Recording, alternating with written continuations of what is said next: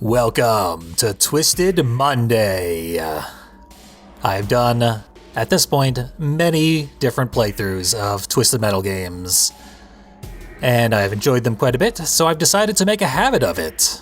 And from now on, every week, I'll be posting a full playthrough of a different Twisted Metal game, where I just sit down, play the whole game beginning to end.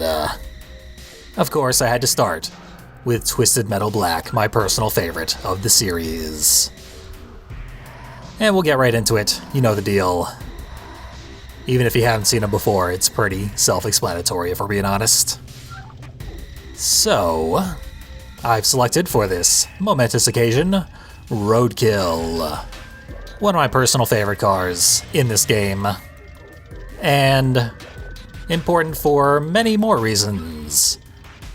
The least of which being the driver, John Doe, about whom nothing is known. He's a mystery. An amnesiac with no real backstory. So, let's learn a little more about his backstory. Here in the game manual. Ignore Crazy 8 for now. He'll get his spotlight soon enough. Since I'm doing these weekly, I will catch up to him before too long. But this week, John Doe can't remember who he is, what he did, or whom he did it to. The only thing he knows is that his body is covered in tattoos that could possibly reveal the past to him. One day, he's going to discover the truth, but will he like what he finds? And the vehicle itself? Roadkill's creation is as mysterious as its driver. John Doe only knows that Roadkill is his to drive and that it is equipped to win. For its special attack, Roadkill fires a series of missiles, and the rest is just technical information on how to use the special attack. Which is kind of important, because it is one of the more complicated specials. But I know how to use it, so let us start using it. The doctors said it was some kind of amnesia. No one could figure out who I was or where I came from. There were some days I wondered if I actually existed at all. All we had to go on were the tattoos. Somehow, they were the key to the person I was. And from the looks of them, you'd think I was a nasty piece of work. I was beginning to think I'd never discover the truth. Then, the truth just kind of waltzes in through my door. Guy's name was Calypso. He ran this contest. He tells me he can clear everything up. I tell him to get lost before I break his freaking neck. But then he shows me this picture. Me, in a suit, all nice and neat, like I was actually someone important. He said there was this whole life just waiting for me. All I had to do was win his contest. How could I refuse? Now I had a chance to get the answers I needed. Let's face it, who wants to spend the rest of their life as a nobody? Haven't seen these cutscenes in a good long time, not since I did the Let's Play. And our guy's just searching for the truth in a very Memento-esque storyline. Like that Christopher Nolan movie, you know the one. Which, I looked it up. That movie came out in March of 2001, was when it got its worldwide release. And this game came out in June of 2001. So it very likely was a coincidence. However, Memento was getting shopped around foreign markets as early as September of 2000. So maybe it had enough buzz going for it that the Twisted Metal Black developers were like, we gotta steal that. Stick it in our game, urgently. Hard to say. There are a lot of references in the Twisted Metal series. Cinematic references, because David Jaffe wanted to be a filmmaker.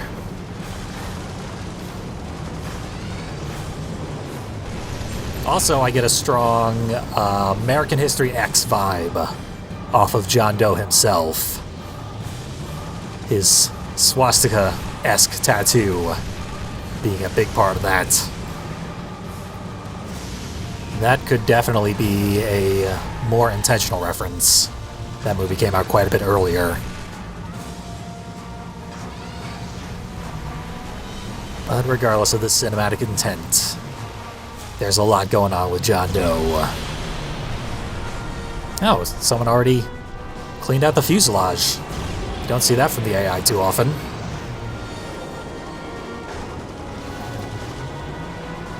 Just blindly fire the environmental attack at no one. I think it fires like 20 missiles. Certainly a lot more than 9.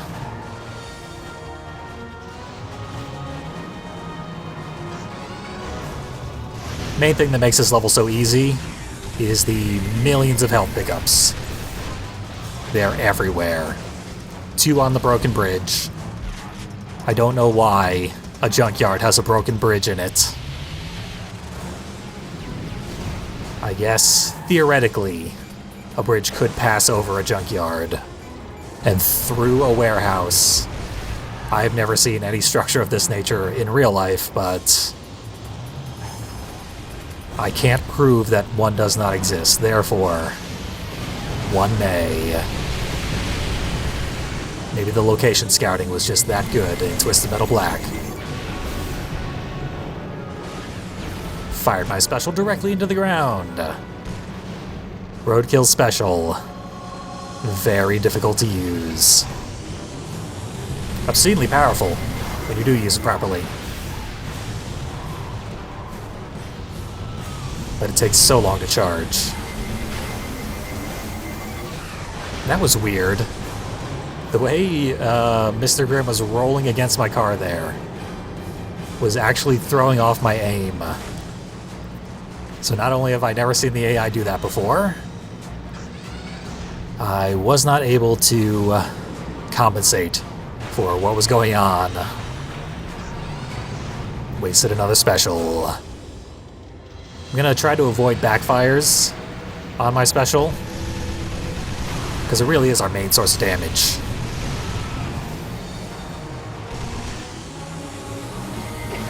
Better to lose a significant amount of the potential damage just to get some. That was unfortunate, but it happens. Happens very often. Vultures love to camp the recharge stations because they can't use them and they're jealous. They also can't respawn. But to make up for it, they have all turned against us.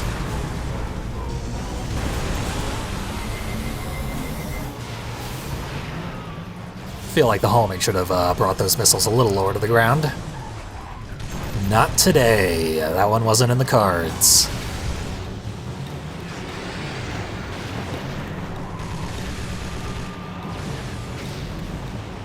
Where'd he go? Over the hill here. So we've got 2 possible mainstream movies that might have inspired the plot of this character.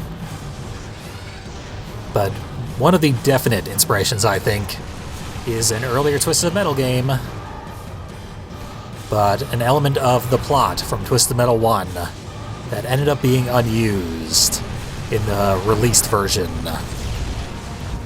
One of a million things that was either a dead-end plot that was barely in the released version of Twisted Metal 1, or something that should have been in Twisted Metal 1, but ultimately was not. So, due to the nature of this weekly playthrough thing that I'm doing, we will see a lot more about what I'm talking about next week when I go through Twisted Metal 1. And I will cycle through all the games in the series at my discretion. No real rhyme or reason to it. Aside from once a month, there will be a Twisted Metal Black playthrough. Because this is the game, as far as I'm concerned. As far as the plot is concerned, of the overall series, this one is actually among the least important ones, because it takes place in an alternate universe. Also, the devs are pretty down on this game for some reason. Jaffe ranks this game below Twisted Metal 1, which is baffling, as someone who's had to play a lot of Twisted Metal 1. I strongly disagree. One of the many things that I strongly disagree with Jaffe about. But he is entitled to his opinion, weird as it may be.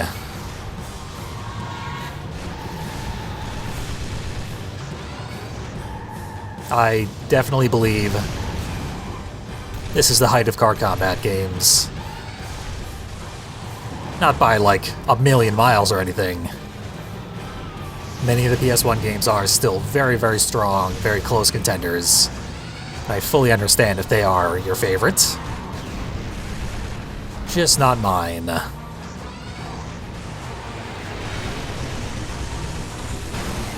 because it's my favorite, because I'm the one who has to play them all.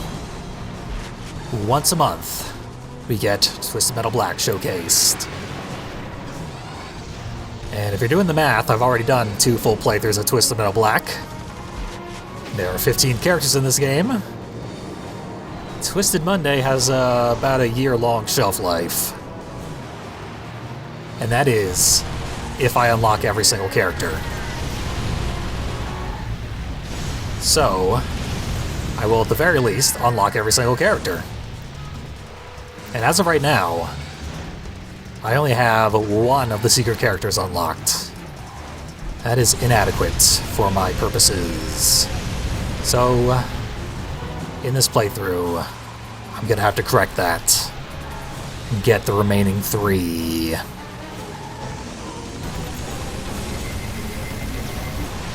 Oh my god. That was just unlucky. Bounced me up at the very last moment. And there he is behind some debris. At the very least, we are depriving the AI of this special. Because the AI uses it impossibly well. Literally impossibly well. No human could use it as efficiently as the AI does. Resulting in you getting blasted with one of the most damaging shots in the game. Possibly the most damaging. I feel like a fully charged Roadkill special actually outdamages Mr. Grimm's special by quite a large margin. And it's homing. And the AI uses it perfectly every single time. Resulting in you taking a lot of damage. Our ride is almost here. Off there in the blackness.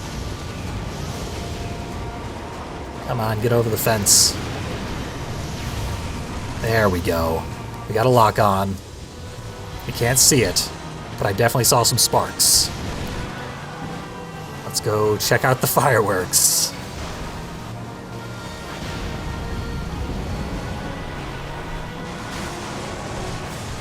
Damn you, Roadkill.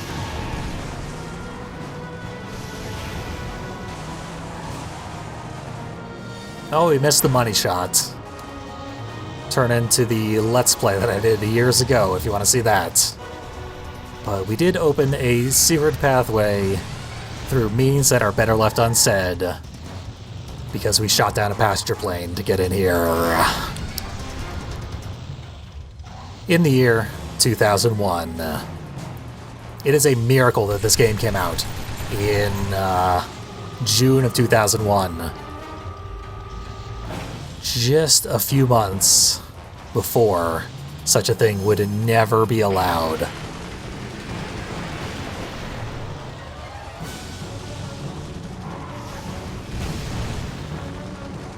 Sheer coincidence would have rendered this game just so censored as to be unbelievable. And yeah, that's what happened to the European version. which did come out a few months later.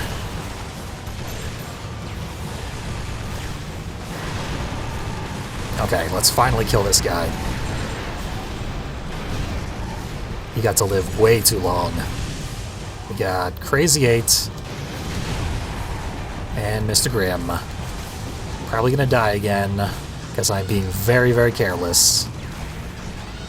But sometimes deaths are a nice strategic way to speed things up. Other times not. Mr. Grimm usually becomes completely suicidal when he gets to be the final guy. Not so much now, he's being as defensive as he always is. Running laps around the whole level. He's like the only guy who can dodge homing missiles so reliably. Double kill, I will take it. It's still a victory. Right? Video game? Thank you. Actually gonna save the game, even though we've made so little progress, because I almost guarantee I will have to reload the next level as we go to the Freeway.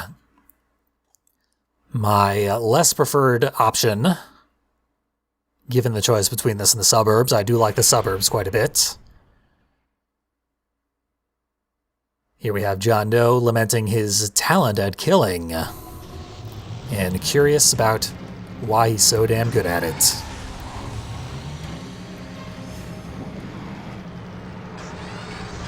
If you don't know the particulars, we'll find out soon enough.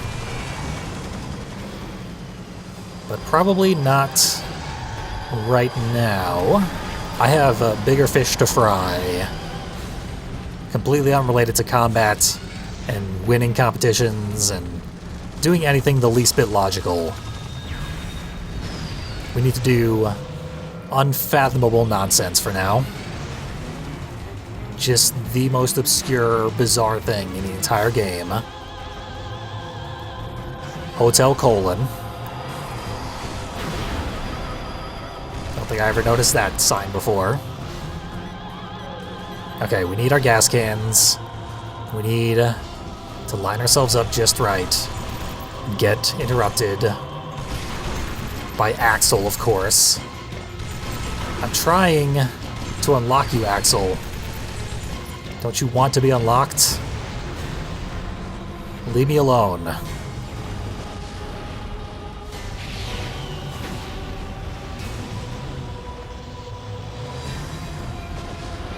Okay. You're not going to be able to line up my shot while he is repeatedly hitting me with his special, which bounces me all over the place. So, hopefully we lost him. I still see him on the minimap coming right for me, of course. There he is. He desperately does not want to be unlocked, which really lines up with his story throughout the entire series. In his introductory game, A Twisted Metal 2, his wish isn't to escape from his wheel prison. His wish is to have the strength to confront the man who put him in his wheel prison, suggesting that he has the means to escape, but not the courage. And right now, all he has to do is go away, and he will escape. But he refuses. We were able to sneak the shot in, eventually. We had to blow up that crane, the control panel of the crane, which is out of bounds of the level. And that causes the crane to activate and lower its payload here in the construction area. Now that it has done so, we gotta go crack that box open. Just head right over there, past the billboard for Hot Blood.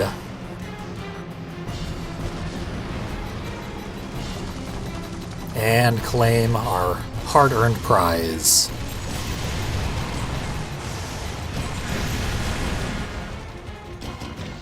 Axel unlocked. Against Axel's own wishes, we now can drive Axel. We'll do that some other time, but it's good to have the option. And I got wrecked doing that. As I expected. I'm actually lucky that I got it in one shot. Could have been a lot worse. Look at that.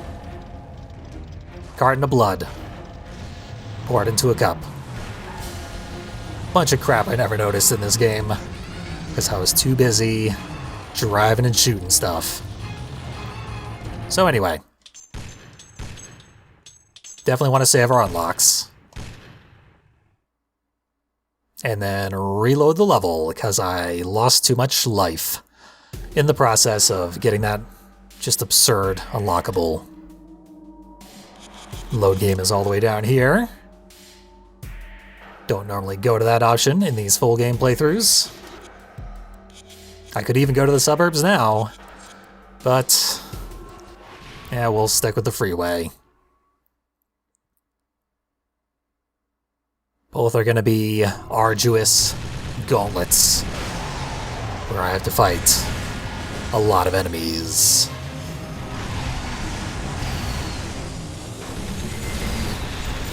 Again. Happens a lot with Roadkill that he gets kicked up on his back wheels. Just destroying his aim. Machine gun upgrade will be good here.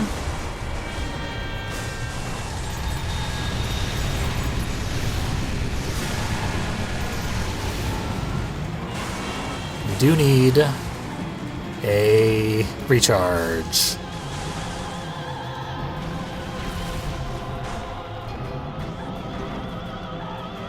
This game is astoundingly dark, and it's a choice because the sun is setting, and sometimes the level will be lit up well enough that we can see everything we need to see, and then the sun will go, and it'll just be pitch black.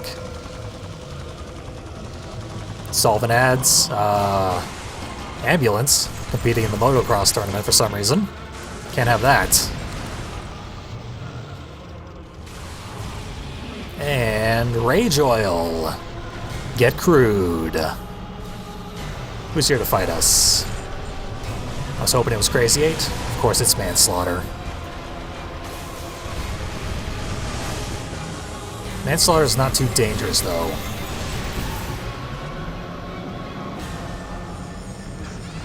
Even though our special is a bunch of missiles, it seems like as long as one hits, it does all the damage. That will also be a thing we'll have to observe to see if I'm wrong. But it seems that way.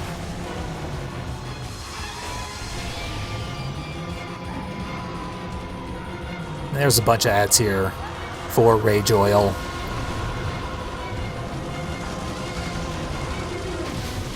They love their energy drink parodies in the dark world of Twisted Metal. Kinda hoped that would kill her, but no.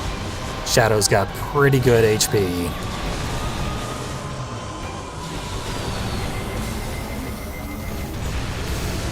And quite a bit of speed. Shadow's an excellent all-arounder.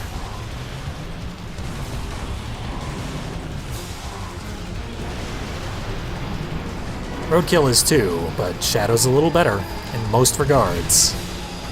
Except the special. Roadkill special is ridiculously good. Very hard to use to balance it out though. Which is really the tradition with the Roadkill vehicle. Not so much in Twisted Metal 1, but in Twisted Metal 2, complicated, awkward special, which is just really, really destructive. And since then, that's sort of been the thing with Roadkill. Even though the special is often very different, it's usually good and balanced by being difficult to use. Which is why Roadkill is usually such a great car. Well, one of the reasons why. And of course, Roadkill's original driver, not original driver, driver in Twisted Metal 2. Again, sort of discounting the TM1 version of this guy, because it's so different from the rest. But Twisted Metal 2 driver is a huge part of the overall plot of the series. I don't even know what they were thinking when they initially did the Marcus Kane story. Gave him the same name as Needles Kane very conspicuously, and didn't say why in the game. You just had to wait for many years and hope that they would eventually reveal why Marcus Kane and Needles Kane were both named that. It wasn't until Twisted Metal Black that they really strongly hinted at it. But that's the secret ending. I uploaded a video of just the secret being revealed, and according to the comments of that video, a lot of people did not know that whole plot twist. It was that well hidden that even though they beat the game many, many times and unlocked Minion and beat the game with Minion as well, still did not know that he was the driver of Minion. Marcus Kane is. And what that means for the overall series.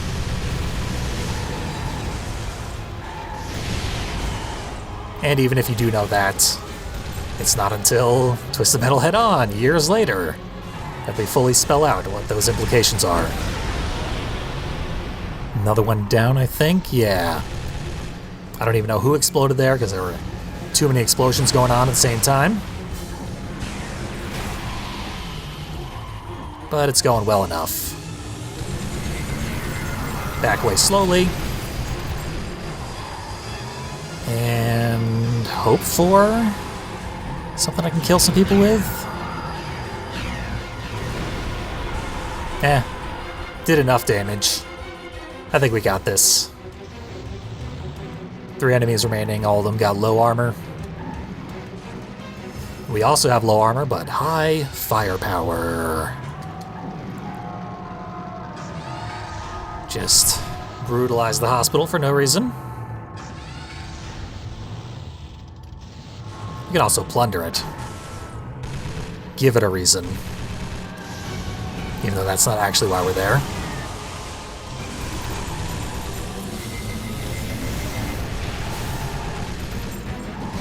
Huh. Was that a missile backfire? I didn't see anything happen. Health refill getting dangled above me. Turning into machine gun upgrade at the last second. Story of my life.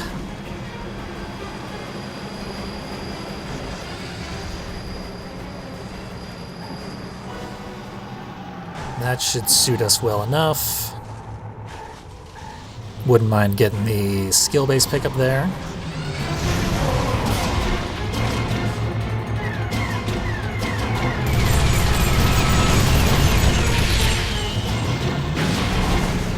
Well, that sucked. The traffic in this level is an awesome touch. Really, really bad for gameplay.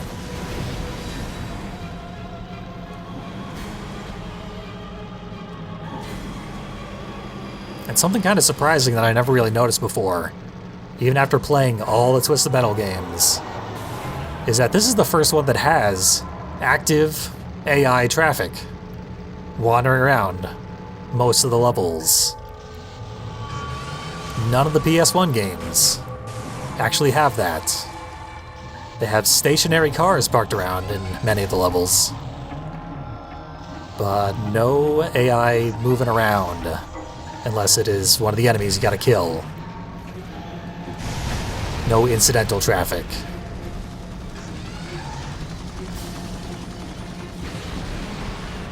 It's just weird that I never noticed that. I guess the games are so hectic that it feels like there's more going on than there actually is. Wow, shot with Mr. Grimm's special. You don't see that too often.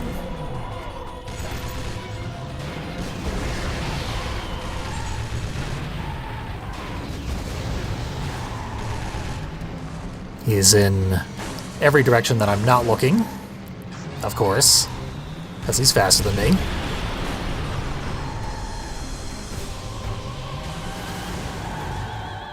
Clip the edge of that little secret shelf. And again, everyone's just out of sight, not quite out of mind. Ugh. Brutal. So this is a rough level. If you're gonna get walled, this is one of 3 places it'll happen. I guess if we're honest, 4 places. It's the Minion fight coming up pretty soon. And then the prison ship. And of course the Rooftops. Final boss, not nearly as bad as the rest. And if you choose to go to the drive-in movie, you're just asking to be punished. As I go through these games, I will definitely be going to the drive-in movie fairly often. But obviously, I need my Twisted Metal practice.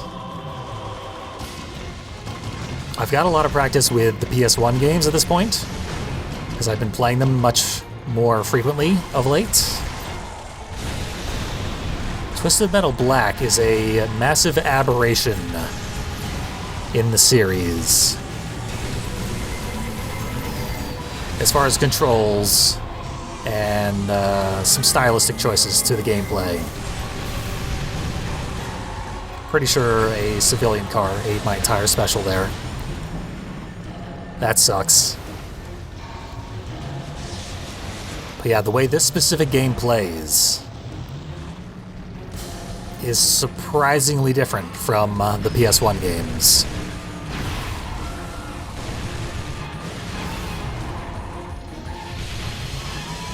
You can turn on a dime.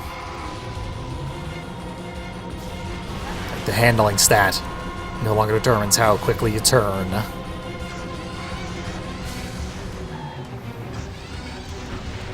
You can turn while completely stopped, which is a good way to aim more easily for less wasted ammunition.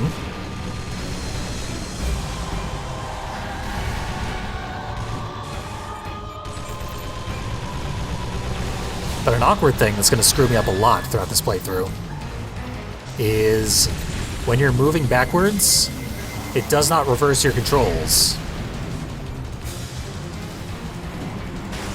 All the other Twisted Metal games, it does. But this one, forward or backwards, left means left, right means right.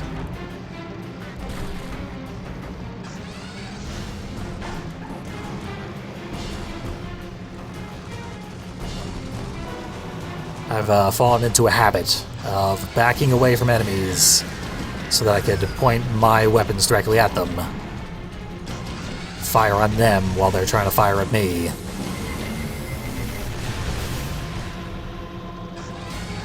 And I'm going to screw my aim quite a bit, because I'm going to try to turn the wrong way.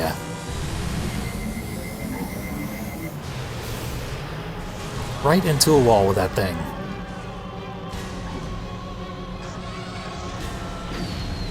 The homing is not being my friend right now. But of course the AI knows well how to drive behind foreground obstacles to avoid damage. They're arguably too good at it. The AI in this game is quite difficult. We're on normal difficulty. I could see eventually kicking it up to hard. But I think we're all glad that I'm not there right now.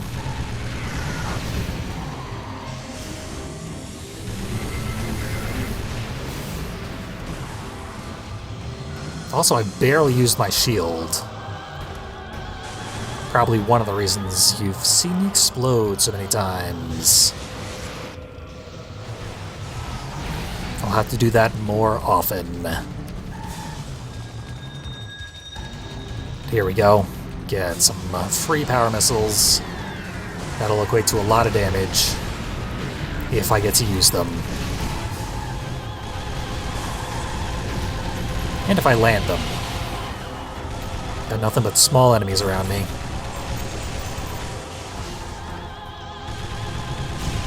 Hard to hit with the power missiles.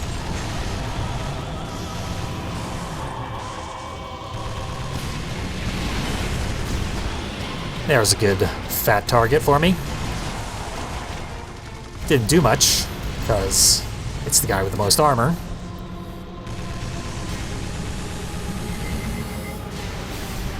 I'll take what damage I can get when it comes to manslaughter. Ugh. Auto-aim couldn't decide where to go, so it went right into the ground.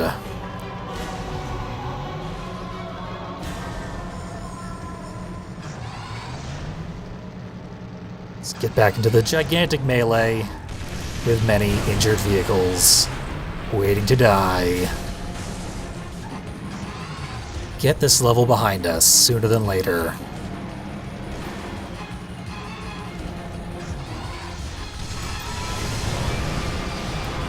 Once again, shot with Mr. Grimm special.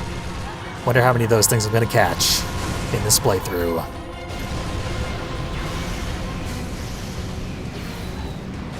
So yeah, the traffic, I love it. Makes the area much more lively. And it's hilarious when you crash into the cars and they roll around for a few seconds. They absorb so many of your shots. The freeway part of the freeway level is the worst place to do any combat. 3 gas cans in a row to finish off that guy. Even though he was like deep into yellow health. Still took 3 bullseyes from one of the most powerful weapons.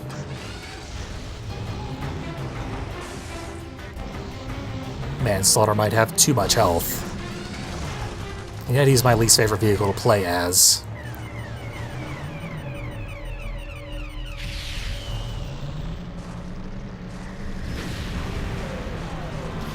Yep, and that did it. Looked like it wasn't gonna. I think that's Brimstone up there. Pretty sure he got me with his special again. Which, if true, gigantic overkill. Anything would have finished me off at that point.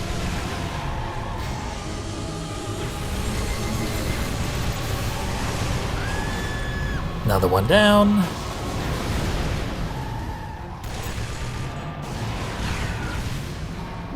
Now I gotta reload. Always the most tedious part of every Twisted Metal game. Getting the weapons.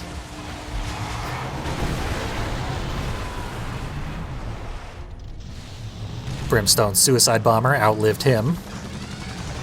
Only by a second. Get one more health refill for safety. Then wait for Mr. Grimm to come out of the construction pit. But he's having fun in there. I hate to interrupt it, but I also hate to be frozen.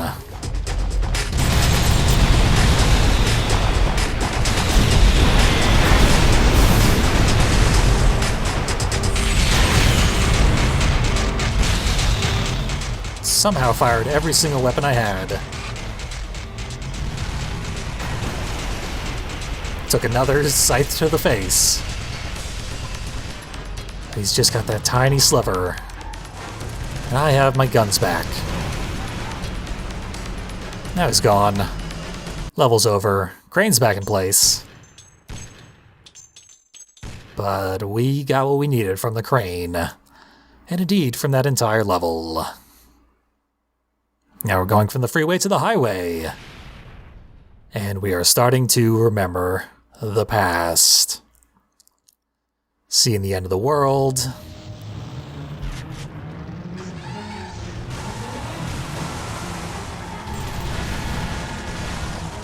There have been several attempts to make apocalyptic Twisted Metal games. The first was Twisted Metal 3, which you might say is not one of the real Twisted Metal games because it was made by a different studio. But the whole apocalyptic idea thing was, in my opinion, based on a strong amount of observable evidence, that part was designed by the original single-track developers. They were going to make Twisted Metal 3 be post-apocalyptic. They never got the chance, but they wrote it down in their design documents, and 989 got a hold of those design documents, based their post-apocalyptic elements on that idea. Because the single-track game that came out the same day as Twisted Metal 3 also uses that same plot element.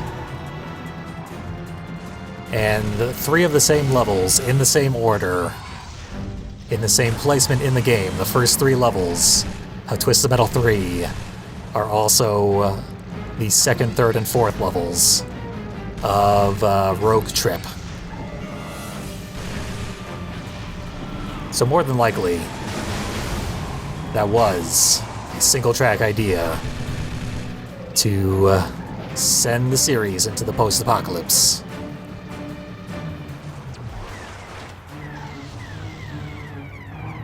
But they never got the chance.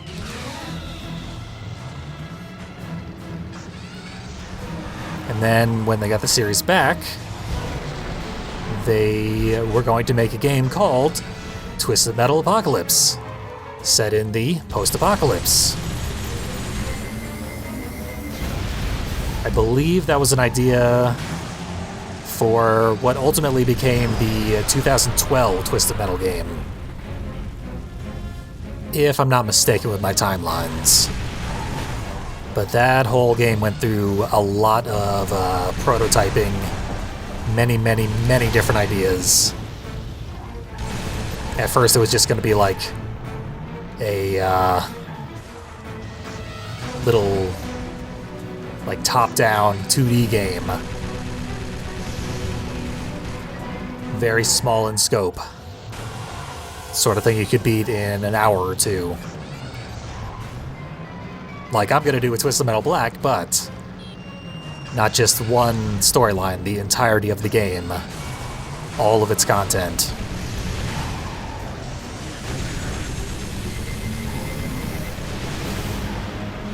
Got one through.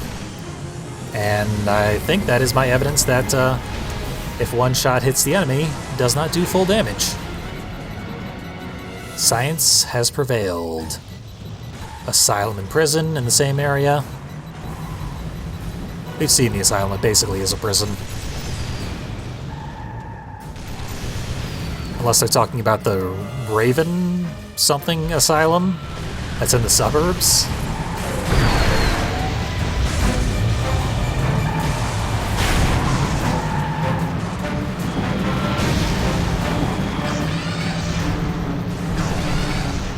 Anyway, apocalyptic Twisted Metals. Yeah, apocalyptic Twisted Metals. Multiple hard words to say there. A frequently attempted idea that never pans out. If I'm not mistaken, it was Scott Campbell who wanted to make the 2012 PS3 game, the Twisted Metal Apocalypse. And Jaffe shot it down, or maybe it was the other way around.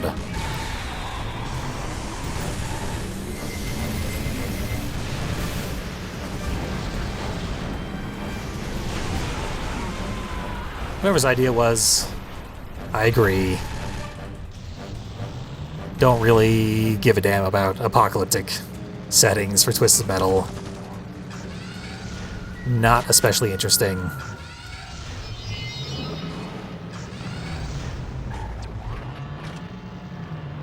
And you don't get the limited signs of life,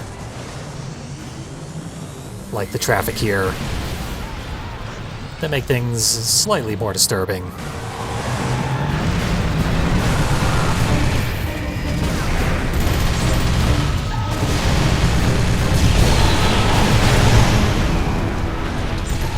All the hyper-aggression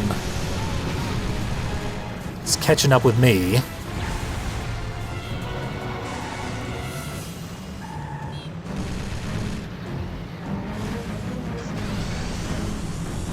But enemy health pools are dwindling.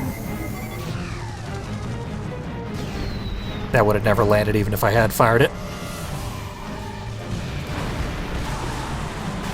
Ah, 2 completely uninjured vehicles.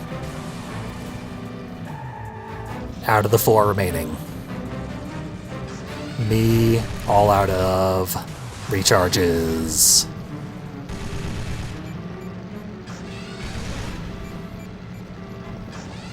This broken bridge does have 2 health refills, though.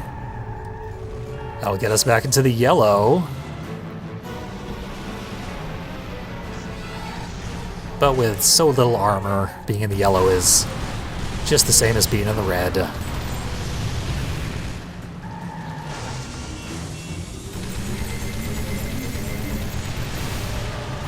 Bah. The enemy is perfectly just always max damage with the special for Roadkill. And also perfect at dodging the special at its maximum charge for maximum irritation.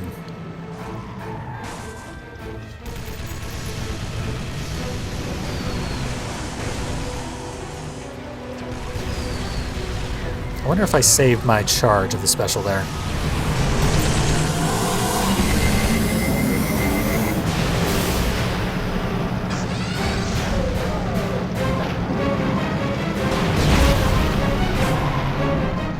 Surprised I'm still alive. I think Axel did fire off his special above my head, which does still do damage. And then something killed me. Who knows what. But we gotta get back into it. Get everyone killed. Pick up pretty much right where we left off.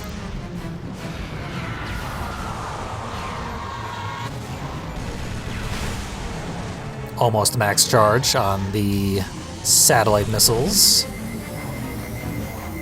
Not that you really need them. Satellite missiles do so much damage.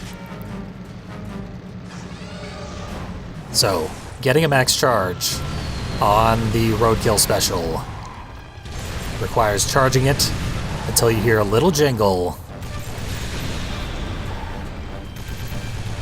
It's about a half-second window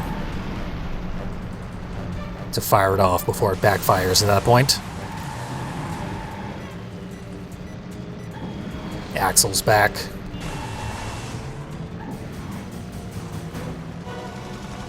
But yeah, normal human reaction time is roughly a quarter second in that range.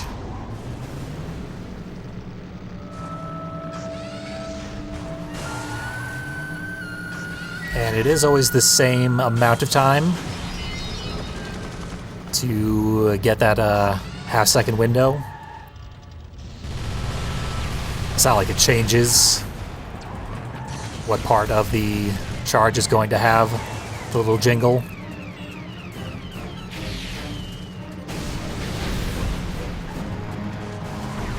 Random traffic ate a bunch of the missiles.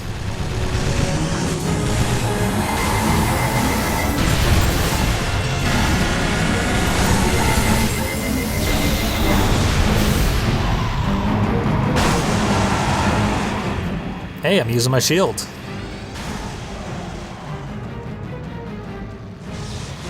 clearly as good at this game as I have ever been. Pressing those 4 buttons in sequence.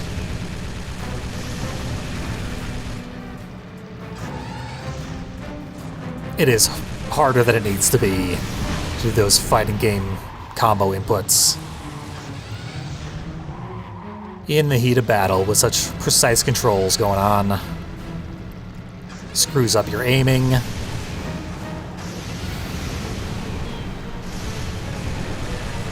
But the detection is very, very good in this game. Really, Twisted Metal 2 is the only one where energy move, input detection is notably bad.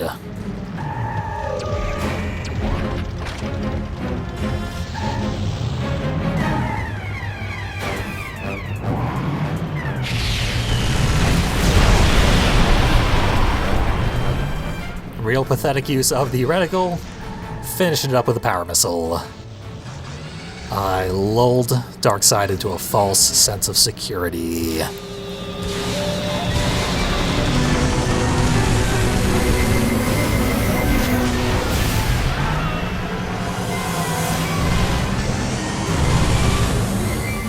Yeah, Sweet Tooth's gonna run away.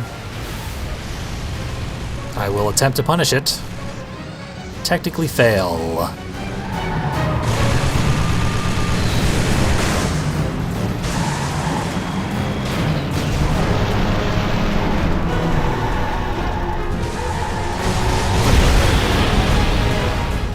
Always surprised that doesn't kill someone. But it is just incredible the gulf between low armor vehicles and high armor vehicles. That HP pool is just worlds different. Sweet Tooth probably has multiples of Roadkill's entire HP bar. You know, I thought I had an oil can equipped, but that was my special, and I used it to fire 1 missile there, because I just tapped the fire button rather than holding it. We only get 1 recharge station use in this level. I don't know why, it is needlessly difficult.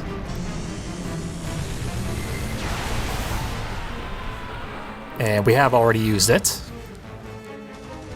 We got 1 spare life.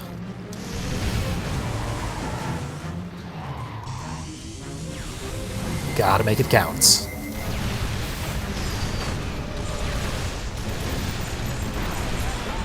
Use our machine gun to kill that guy. Machine gun is quite powerful in this game. You can rely on it for decent damage, as long as an enemy isn't wiggling around too much. The machine gun upgrade does actually really obscene amounts of damage. You get someone frozen or pinned against a wall. That upgrade will kill him. I was just begging for a volunteer.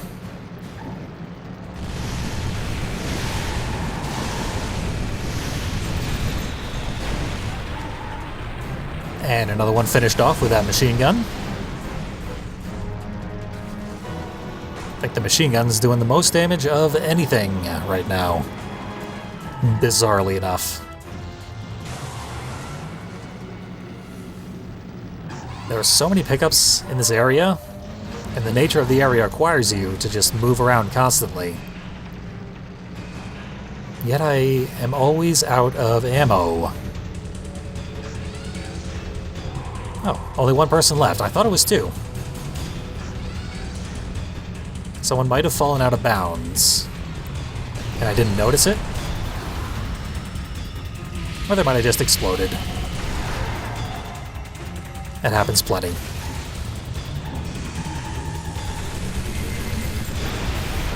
That's enough out of you, Axel. You can go over the side of the bridge, and that will be lethal.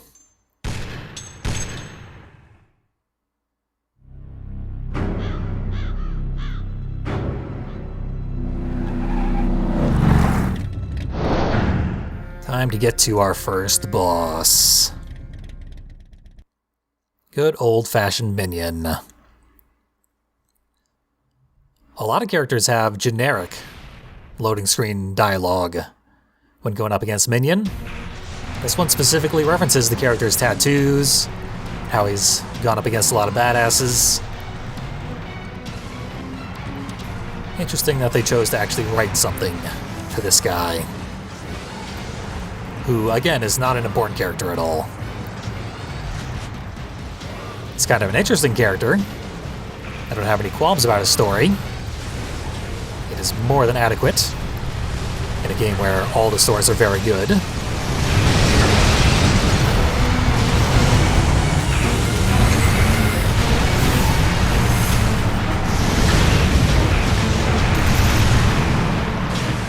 But definitely not important to the overall plot.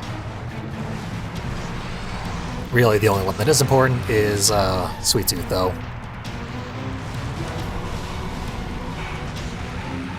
Even Sweet Tooth's nemesis, the Preacher, his own plot is irrelevant to Sweet Tooth's story. Very strange, that. I always kind of wish that there was, like, an interwoven story in one of these games. Meaningfully interwoven. Because they are often related to one another. But it never seems to amount to anything. Such is the case here.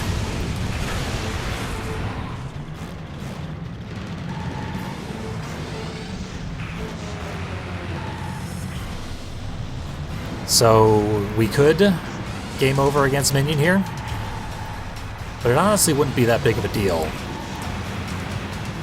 Minion does so much damage that you just don't lose very much time when he kills you.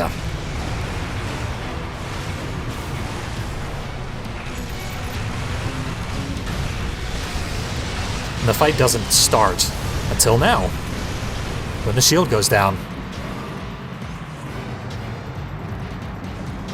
So now we actually have to do damage,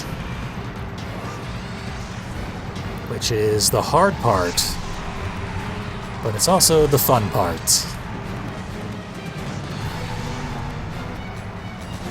Until I get the shield down, I just sort of charge heedlessly at this thing. Hope I get through at least something.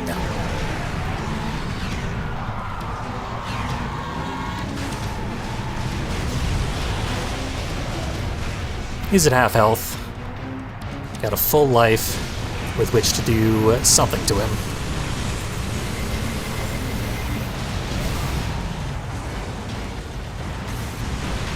Ah, that's a shame. So close.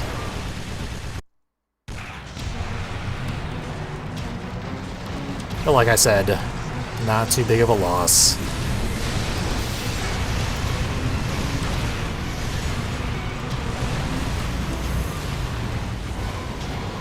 Somehow couldn't get him in front of me, though. Even though he takes up the whole damn arena.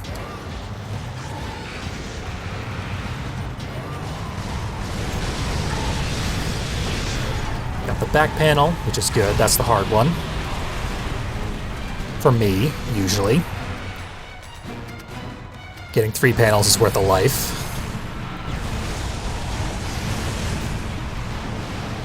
Not worth 2 lives, though.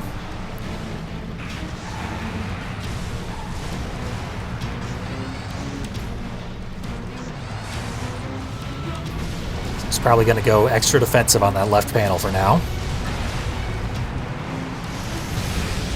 Or not. Might just leave it wide open.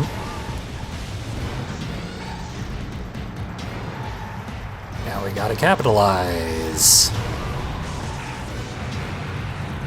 Actually bring this thing home. Here in the football stadium, which is in utter disrepair.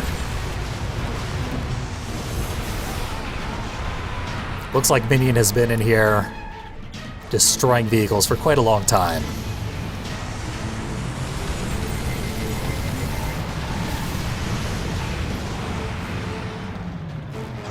This has been his stadium since at least last year. He's been taking all competitors. Still don't know how this counts as a legal Twisted Metal vehicle that Calypso just allowed someone to enter in the contest.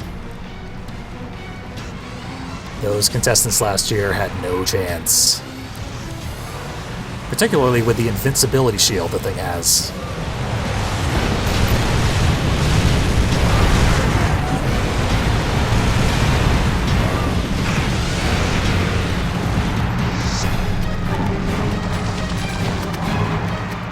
Gonna need one health refill, then I can probably go finish this guy off.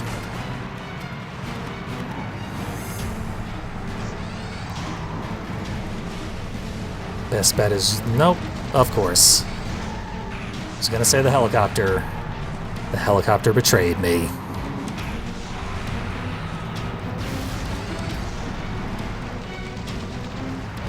Gives me an idea.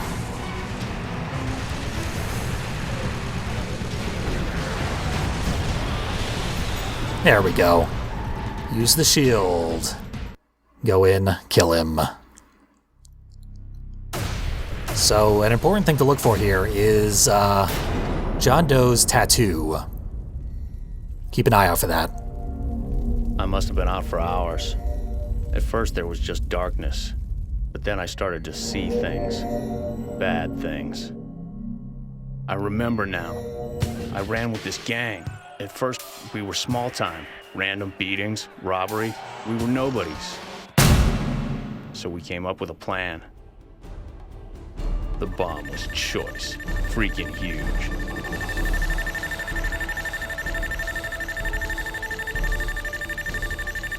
When that building came down, who knew what kind of viruses and diseases would spread across the world? It was glorious. Instant extinction. Finally, for the first time, we were important. We were feared. And that's it. The memories end there. I don't think I like the man I'm turning out to be.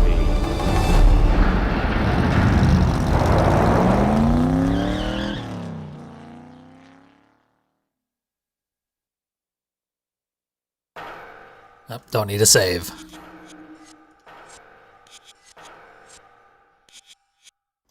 Come on, just let me go. Thank you. So we've had planes getting shot down and playable terrorist characters. Definitely not surprised this game got censored to hell immediately after September 11th of 2001. The European version never stood a chance. But you could see in the pseudo swastika tattoo that John Doe has on his shoulder, there was text above and below it while he was running away from the bomb, and you couldn't really read it. That is a thing that was cut out of this version, and therefore every version of the game, this is the least censored version that exists. So, yeah, even the Europeans, they got the worst one. We still had people take some of the edge off. This game was too edgy for all audiences. Because the text over and under John's tattoo reads, "One race, one country." And it is meant to strongly indicate that the gang that John Doe is a part of is a gang of white supremacists. That too is relevant to the whole origin of John Doe's story.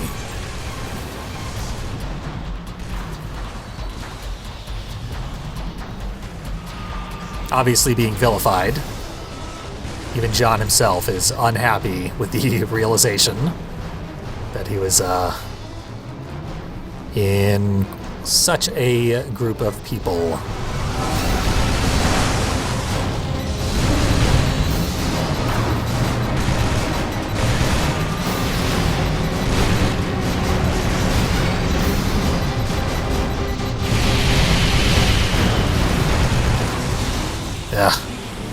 Get. Oh, that was interesting. Who's that red guy that I accidentally kicked into the camera?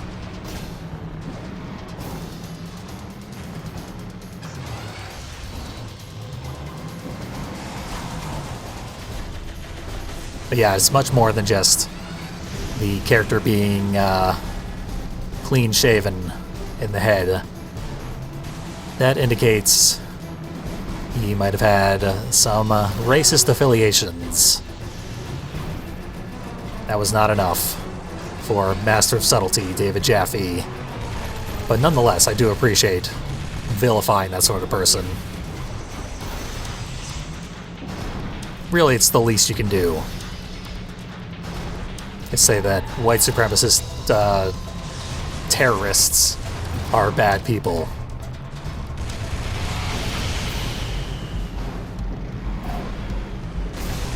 But it's been a consistent stance of the Twisted Metal series from its very inception.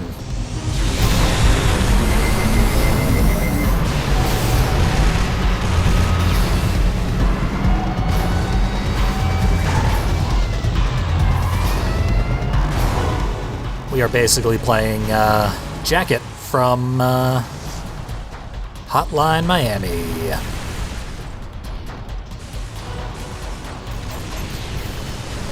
But he's regretful of that fact, so it's better, I think. So here's the secret that leads to the final secret character. Now we can play as Manslaughter.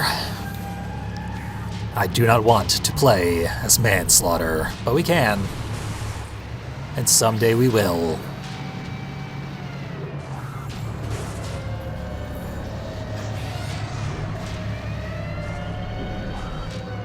But we broke him free.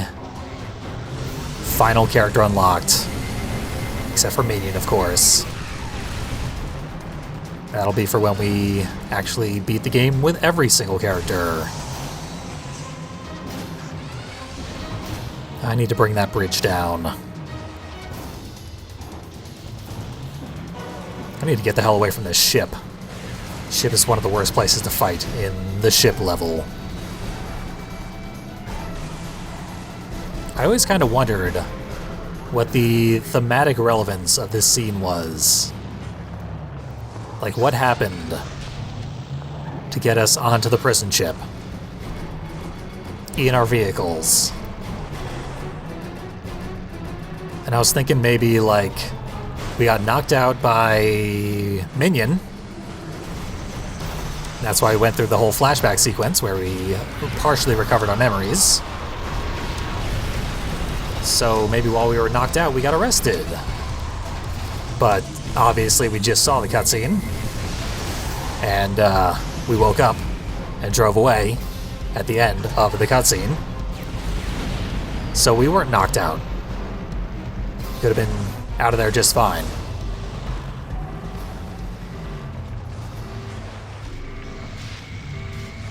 And also that wouldn't explain how all the other vehicles ended up on the prison ship as well. Granted, most of them should be dead already, because it's a murder contest. They haven't won yet, so they should be murdered. But for that to be the case, there would have to be like 100 unique vehicles in the game that you would kill over the course of each level with no repeats. A bit of an unreasonable request. And also a big part of the fun of the game is seeing the same cast over and over again.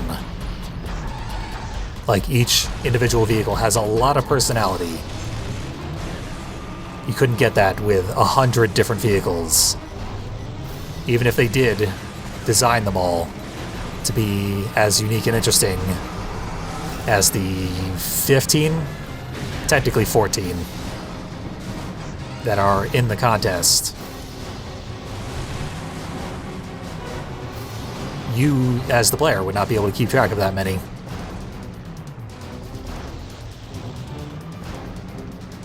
$14 is a good number to swap a few of them out here and there.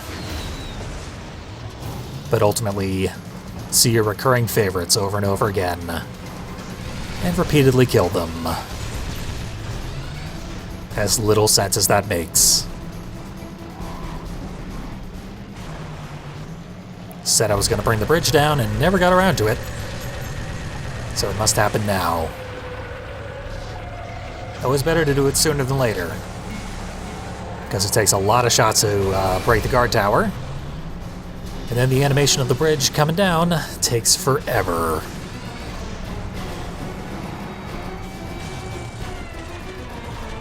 Got some health refills up here we're gonna need. As soon as I can find them. There they are. Clustered together over here. Wanted to stay on that bridge because there's an oil can.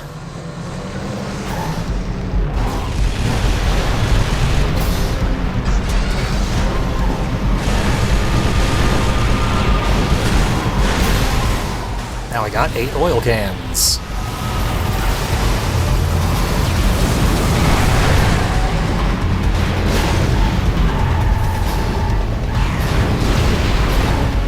Only got to use half of them. Too aggressive against too many enemies. This is the perfect level to use the reticle, though. Just find a nice perch and start charging it.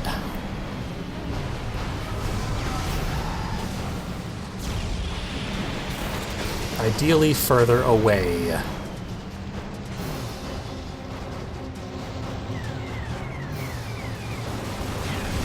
Bah.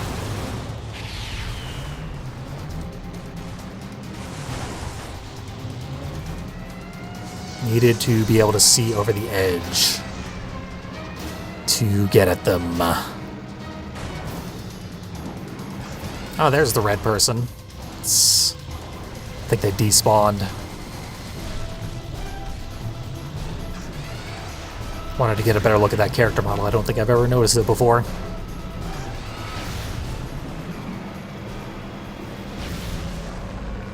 Okay, the bridge is down, so we can get to it from the ship now. Making the ship more useful than it's ever been. And again, 2 health refills on there.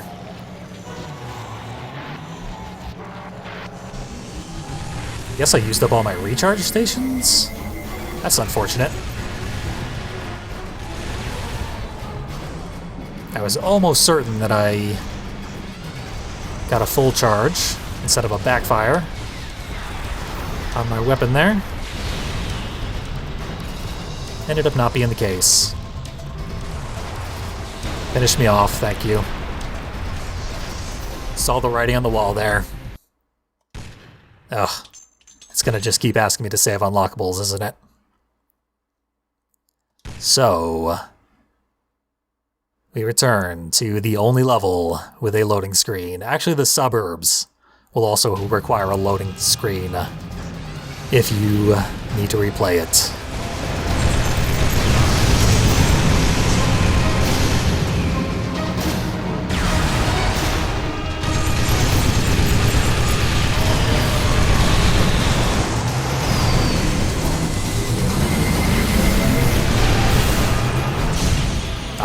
Almost finished him off. Instead, I whiffed my shot.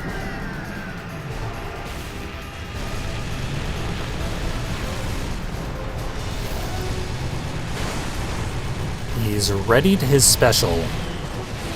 I'd rather he not got the chance to use it, and he didn't. Spectre's still screwing around here. Before the doors even open. But there were no weapons available. What was I to do? Okay. Doors are opening. Spectre is spinning around in circles still. Being way too much of a pain for me to actually confront her.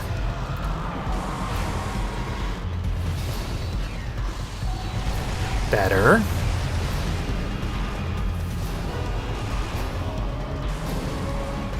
It is for the best if you can get 1 kill per phase of this level expanding.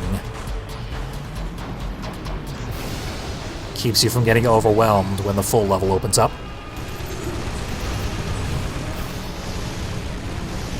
Mr. Grimm would be a perfect choice, but he's very, very fast. So maybe not.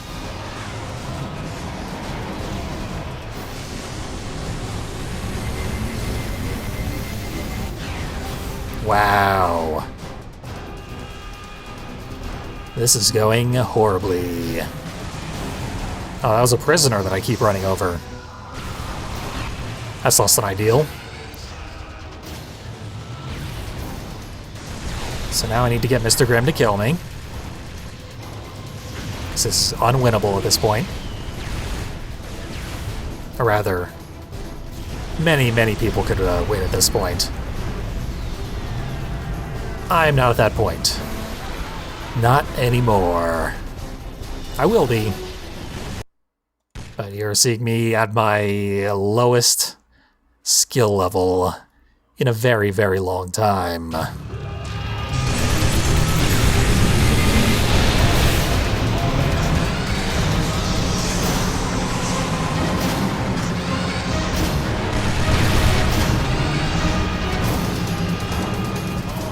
This is an extremely difficult Twisted Metal game. Nothing too much to be ashamed about.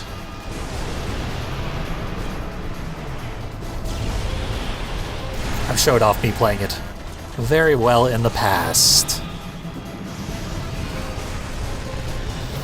The distant past. My full playthroughs not exactly been skill showcases.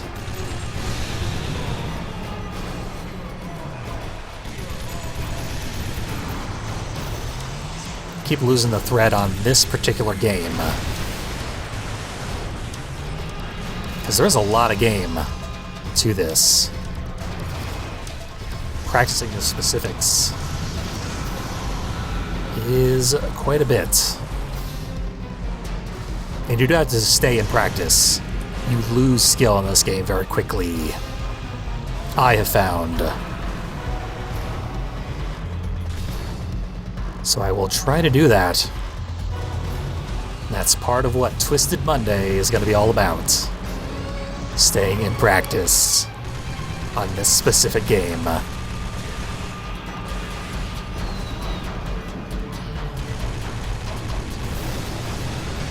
Reload our weapons here. Notice that this game actually does run at 60 FPS.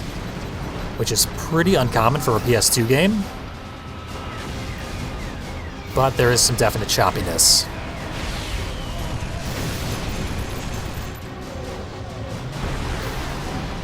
That is at least partially because I'm playing it on PS3. The choppiness. And maybe also the 60 FPS. I don't honestly know.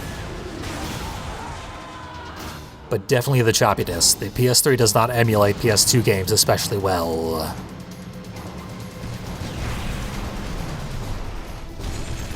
Sort of a critical design flaw when the PS3 was initially released. It was a big deal that it was backwards compatible.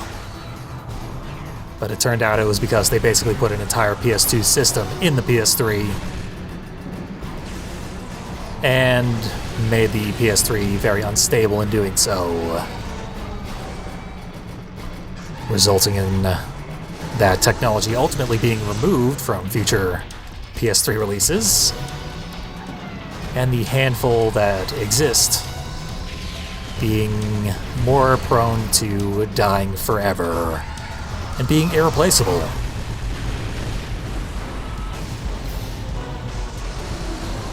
I certainly don't have a backwards compatible PS3. This is a downloaded copy of Twisted Metal Black, which many people got for free when they bought the 2012 remake. I was not one of them. I waited too long to get it. By many years. I was very late to the party. Where did all those missiles come from? Must be Sweet Tooth around here. Or maybe not, I don't see Sweet Tooth. Nor his name anywhere.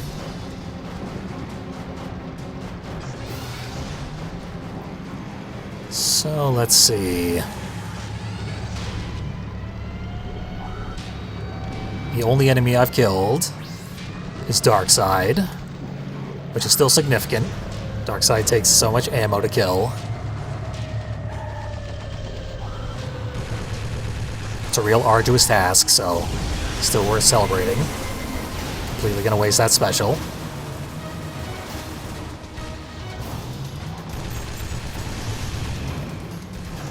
And all my shots.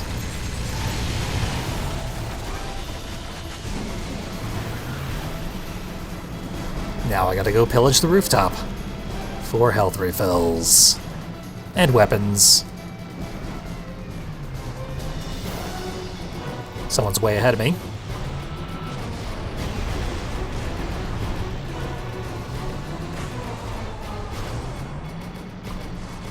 Didn't see any lightning come out of the blimp there. Disappointing.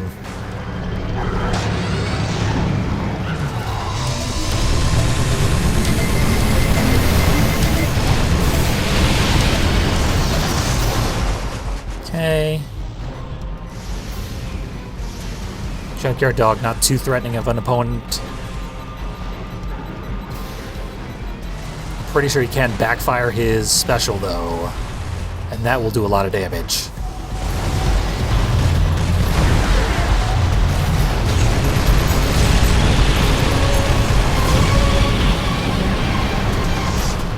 I do need to bring down the bridge again. That's going to be very important.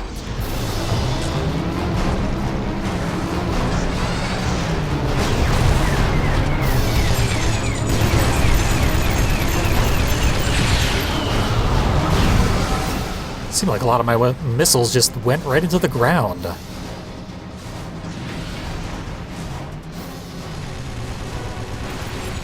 Okay. Ramming into the guard tower seems to break it faster.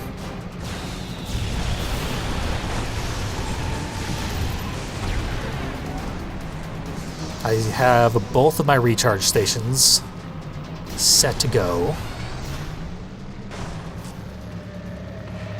Haven't been able to find a turbo pickup in quite a while.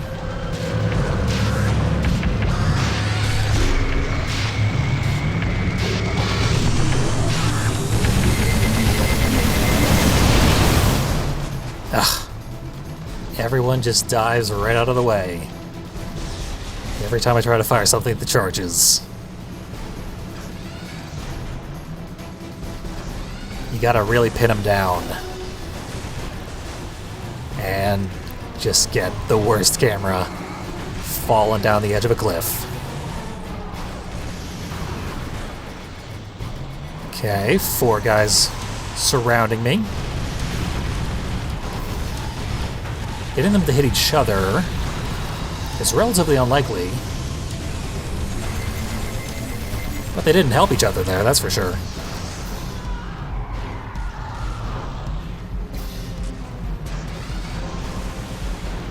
So I'm going to go for these. The backfire input in this game is needlessly complicated. It's the same directional inputs, but then you also have to hit the fire button. Unlike Twisted Metal 2, where you just hit left, right, down. You shoot whatever you have equipped backwards. That extra button makes it just that little bit more difficult. That it will throw off your timing, cause you to miss with a lot of backfired weapons. I guess backfire is the terminology for when you overcharge a weapon and cause it to be lost. Rear fire is what I'm talking about.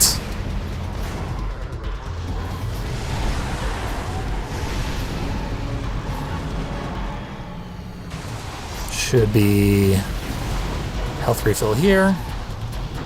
There definitely was not Sweet Tooth in this level, so I don't know how I got shot with so many missiles at one time. And I never will.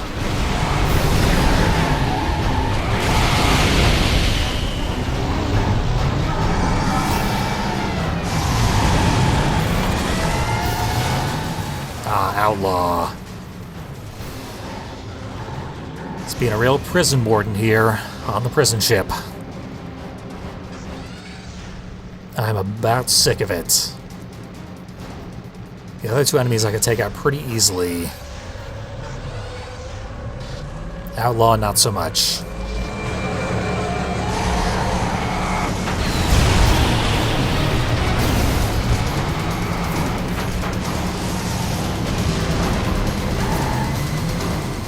Tried to shield there, but I had just fired a free shot.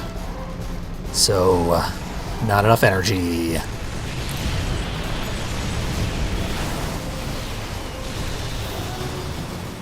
Environmental attack is useless in the vast majority of circumstances.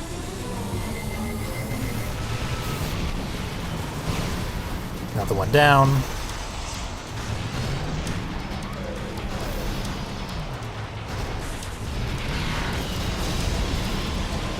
Everyone's in the red.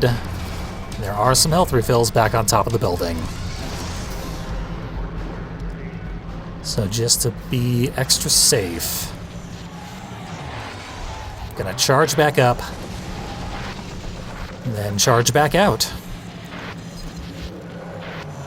Hopefully wipe out the last two.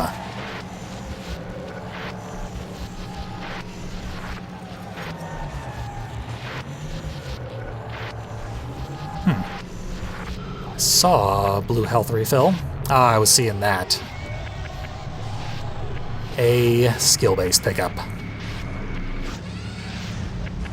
Nothing to get too excited about.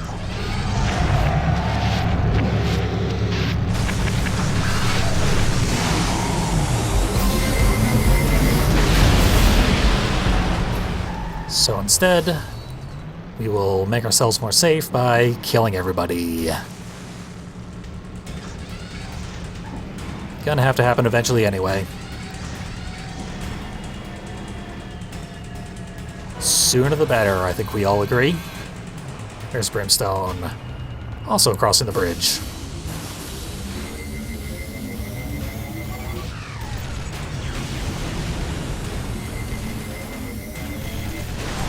That did it.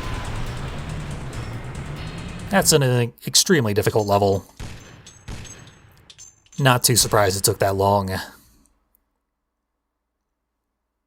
Even just one single successful run takes an excruciatingly long time. Throw a couple failures in there. You're in for the long haul. This level can be quite a bit faster. You just need to be somewhat lucky. And extremely loud. I think the fact that the lightning is that loud indicates that it is hitting a lot of people at once. Yep, someone died. The environmental attack tends to knock people off the edge over in that area, but they all love to live.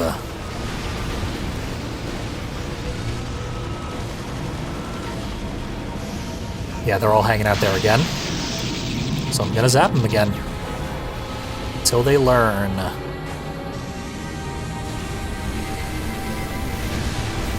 Seems to be the intended way to deal with this level.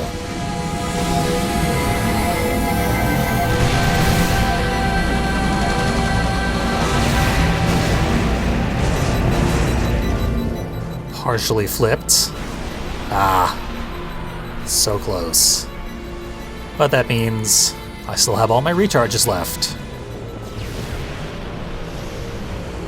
And a couple of lives.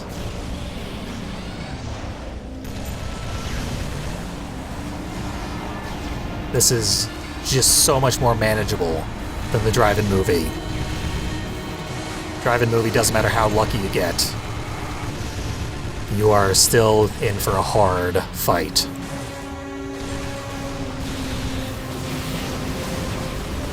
Huh. That was a definite use your shield situation. Only had a moment's notice, though.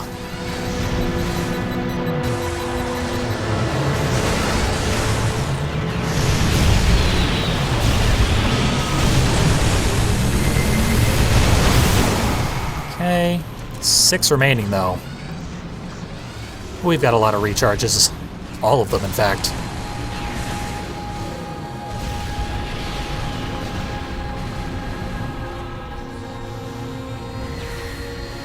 Guess the health refill's gone.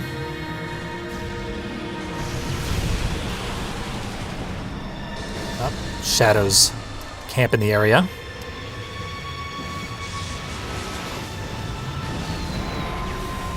And our environmentals are back.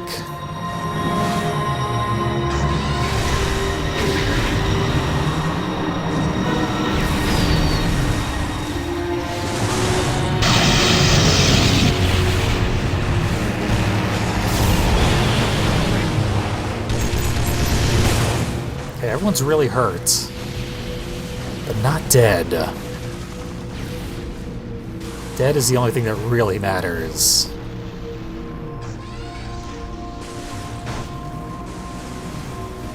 This is one of the best levels environmentally, I think. Just the whole vibe of it. It's really melancholic, which is very unlike the rest of the game. But it really works. Definitely a good thing to have at least one level like this. The whole game were like this.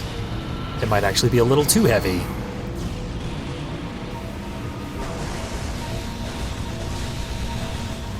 Flipping your car over takes a surprisingly long time in this particular game. Just coming off of Twisted Metal 4, where it's instantaneous. I don't have much hope of getting through this, though. I wasted too many lives in the beginning. And everyone has vacated this area where I need them to be for gimmick purposes. Yeah. We got pretty close.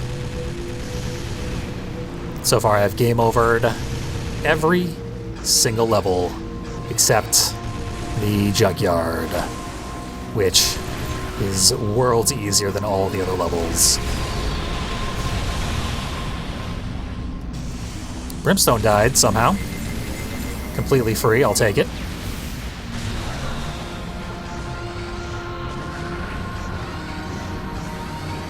Managed to finally land a maxed out special. We'll see how badly that hurts Sweet Tooth. Seems like he's at about half health.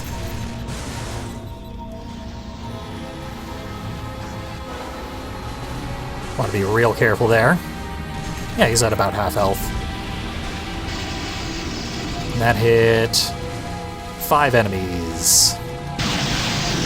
And 4 more. It's by far the loudest sound effect in the game. But it is worth the ear-splitting screech. For the sheer amount of damage it does. It actually does pathetic damage, but against almost every enemy in the level.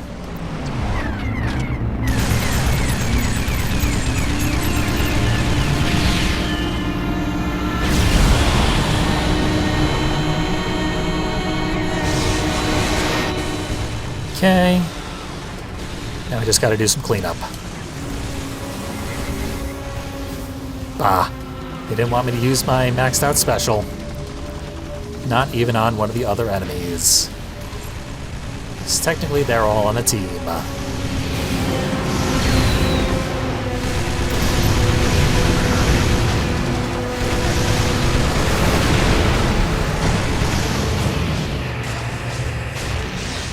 Okay.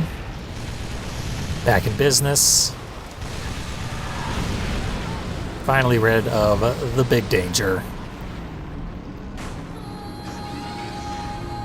Tons of other small dangers. What's the best way up here? I think you're supposed to ramp off of this cliff. Yeah.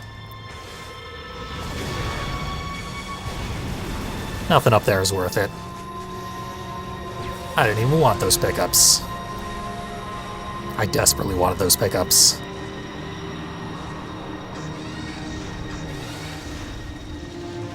Who's gonna join me over here? Uh-oh. Save me, lightning. It did bounce me up in the air as I was falling, but not far enough up in the air. What are you doing back there? Something creepy, I bet.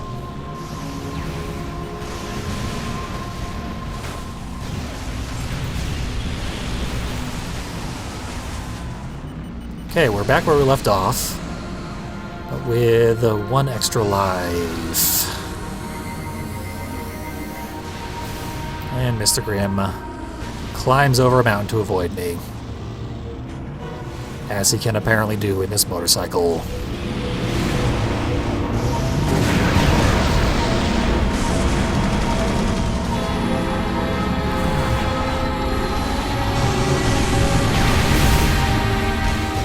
Barely charged special against Axel. Oh, Mr. Grimm got a health refill or something? Maybe not. But he's gotta go. And he's gone.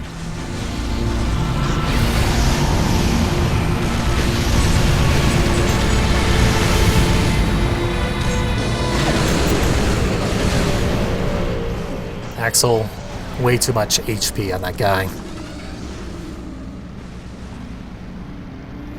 He doesn't even have very high armor. He has more armor than he ought to. It always feels.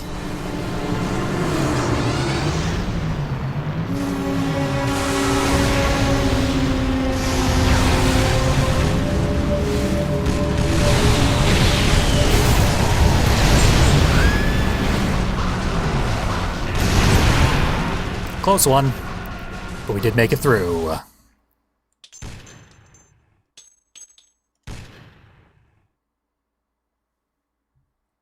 On to those skyscrapers, the rooftop level. The big finale of almost every Twisted Metal game. Always the hardest level.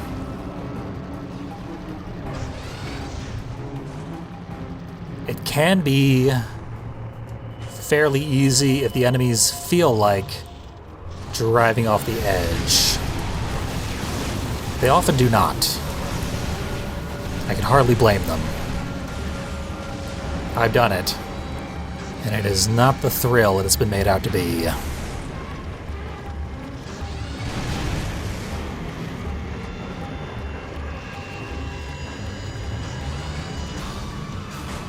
Nice. Sometimes when you get to the tip of that eagle, the geometry will stop you dead in your tracks, and you are over a bottomless pit. So you will die. I was taking a big risk to get not very much of a reward.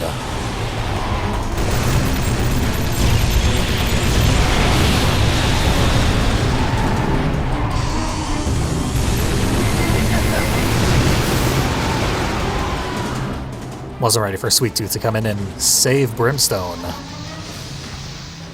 Now I don't know where I am. It started me facing the stained glass of the church. The Satan Church.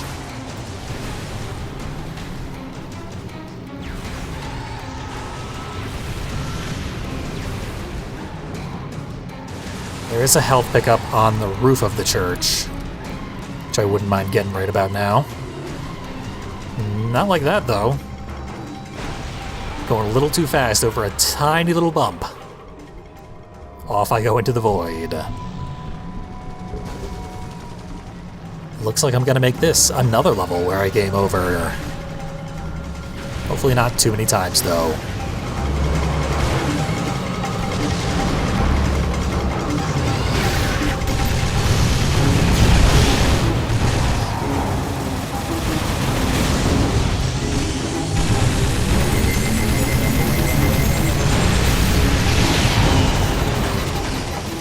Definitely gonna game over if I don't get to the recharge. I did not. Just as well. I was too far behind. What? Okay. So that's about the worst start I've ever had to one of these levels. Honestly, as much as I play this game, I've never seen these spawn points before. Facing the back of the church and just face directly at the edge of the building. I don't know why they would start you there. It's a bad excuse, but it is my excuse at the moment. That I simply have never seen anything quite like that. And they're doing it again. I'm gonna have to get used to it.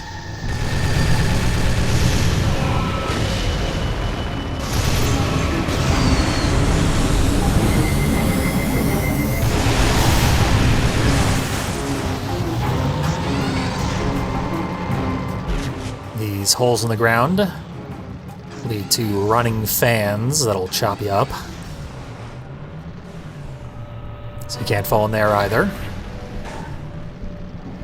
Probably best to just stay off of the perforated roof.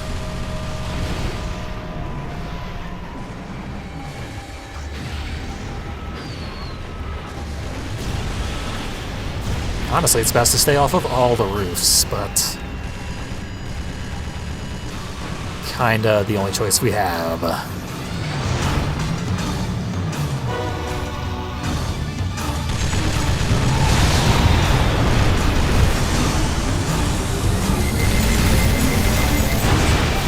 There we go.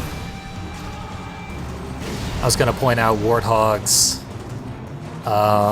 indicator dot on the radar is white in color, which doesn't really seem to indicate anything about the character. But Warthog is such a weird design in this game, because initially he was going to be a new vehicle called White Knight, and instead they just decided to call that very strangely designed vehicle Warthog, even though it bears no thematic similarity to any previous incarnation of Warthog.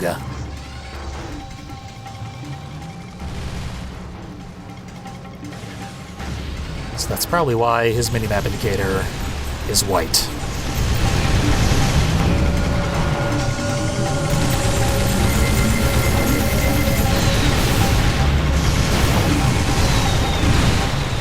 Oh, Brimstone killed himself. Appreciate it.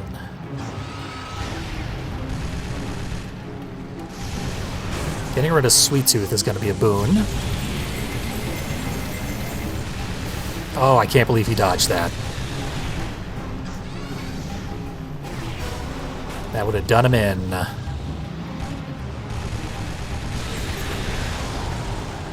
Now he's just permanently behind me. That good old-fashioned Sweet Tooth way.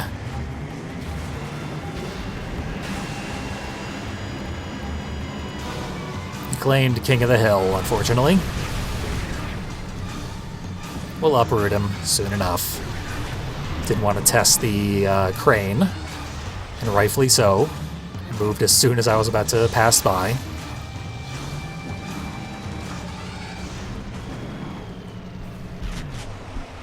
Now, where is everyone? Suddenly avoiding me.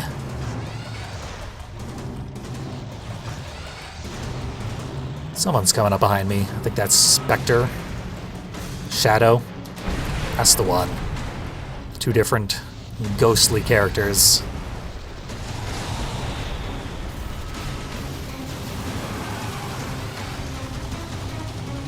8 gas cans. You know what that means. I'm about to get exploded and waste exactly half of them.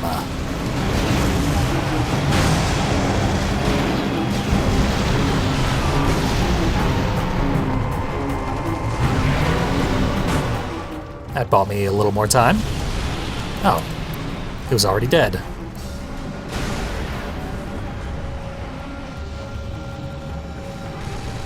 Another person heading this way.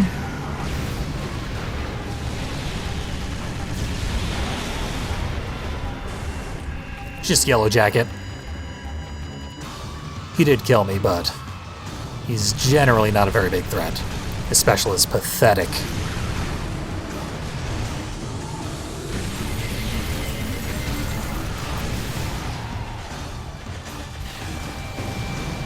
Outlaw died somehow. I'm getting a lot of freebies this time. It would be a real shame to waste them.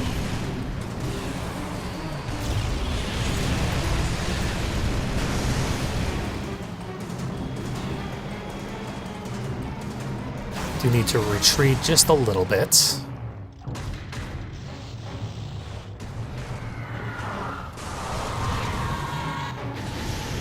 Bet those satellites could hit me through the roof if the AI wanted them to. These pickups are in such a weird spot. It's like you're not supposed to get them. Certainly more dangerous than it's worth. Bounce around on the rooftop like that. Wait for them to come to me. Ah, I anticipated that she would keep going. And the AI anticipated that I would anticipate that. Impressive.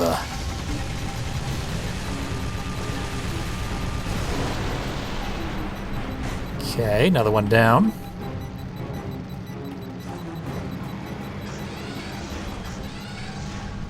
I should probably go for the black cube. I've got a life to spare.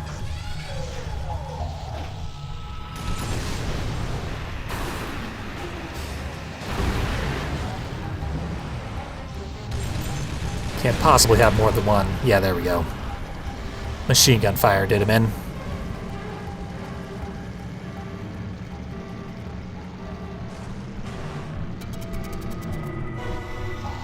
After the really creepy music.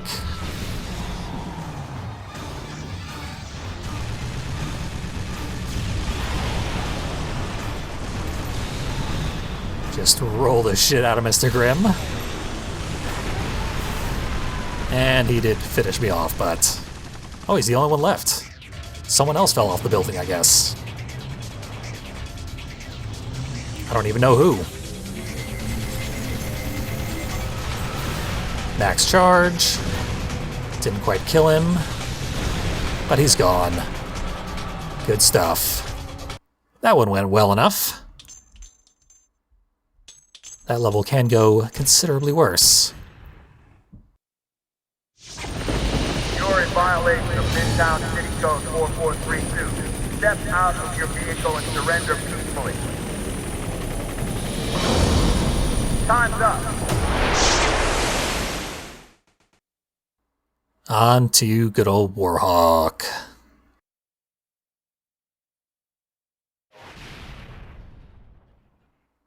Jean Doe feels like he might know Warhawk, therefore shouldn't fight him, but he's gonna anyway.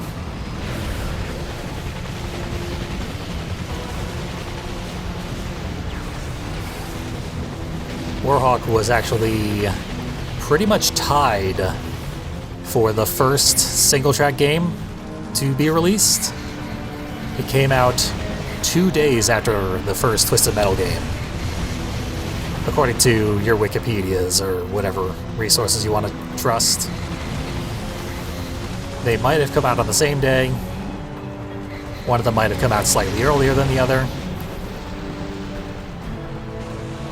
Exact dates when dealing with PS1 games are surprisingly unreliable.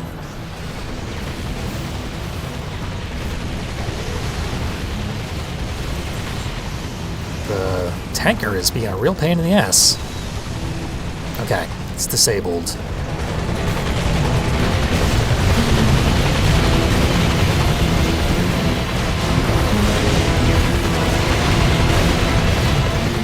But yeah, I've had PS1 game have a really wide window of possible dates listed on various sources.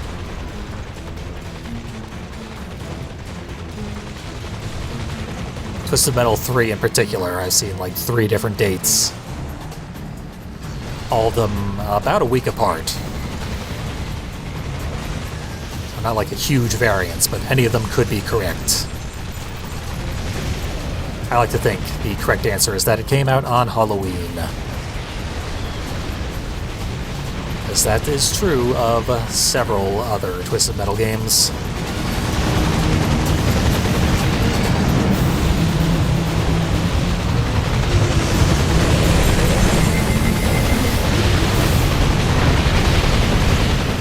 The guy disabled and exploded the tanker in one shot there. Yeah, this has gone far too poorly so far to even try to salvage it. We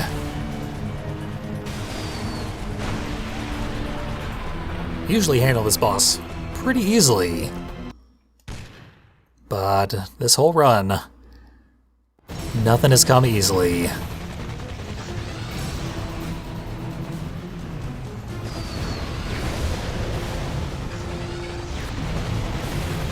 Just Warhawk here right now, who we can't fight. So we'll just wait for the tankers to arrive. Here they come. Off the special op roof.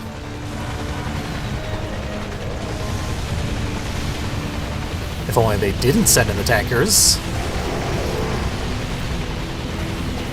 Their helicopter would be completely invincible. The hubris is their downfall. Actually, I think hedging your bets with an extra attack vehicle is the opposite of hubris.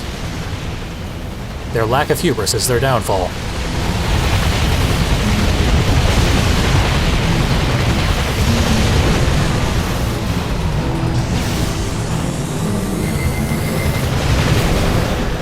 Okay, another tanker disabled in the right spot.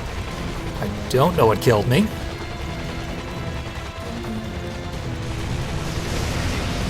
But I know it's going to kill Warhawk. And that is blowing up these tankers.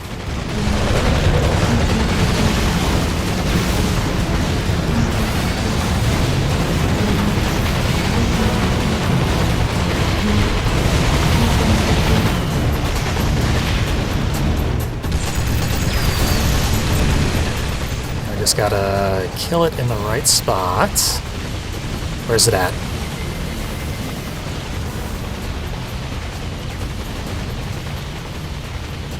Okay. I overkilled it, and then Warhawk blew it up on itself. Sweet deal.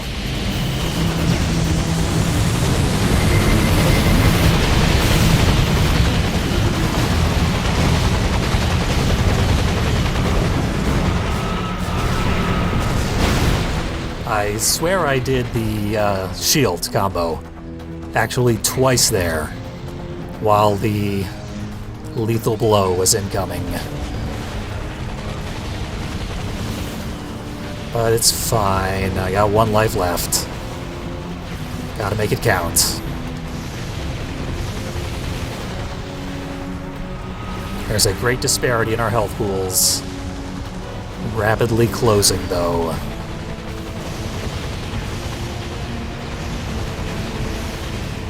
Not rapidly enough. We win. Let's see John Doe's ending. It's a good one.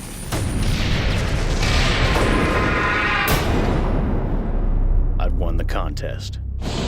Now it was time for the truth. I went to see Calypso. Hopefully he would know who I was. He did. Jesus. I was FBI. I'd been deep undercover for the last year trying to bust a doomsday cult in Midtown. Calypso said I was a hero. That night, I rushed back into the building. I had to get that bomb as far away as I could, but there just wasn't time, so I took the quick way out.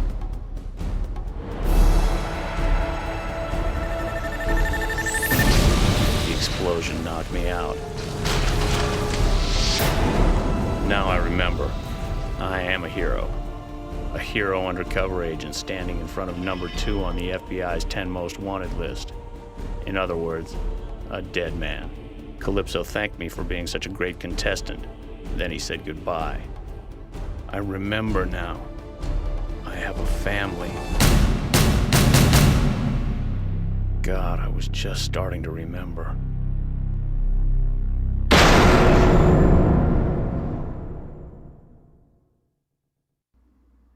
He wasn't such a bad guy after all.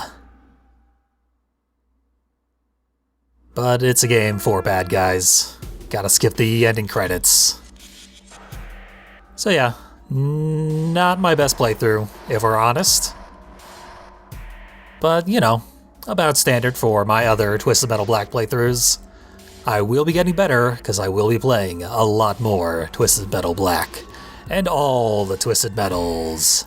Thanks to this new Twisted Monday gimmick. Should be a lot of fun. I'm looking forward to it. I got a real special one planned for next week.